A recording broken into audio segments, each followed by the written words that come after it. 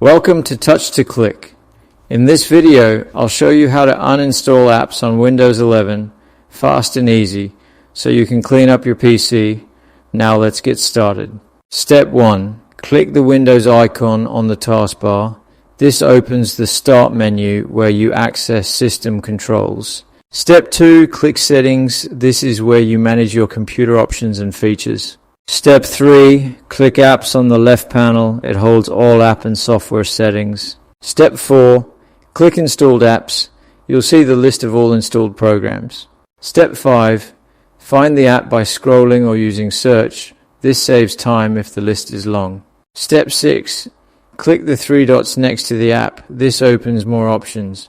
Step 7. Click Uninstall. This starts the removal process. Step 8. Click Uninstall again to confirm so it doesn't remove by mistake. Step 9. If a wizard appears, click Uninstall there too and follow the prompts. Thanks for watching. Subscribe to Touch to Click for more helpful videos.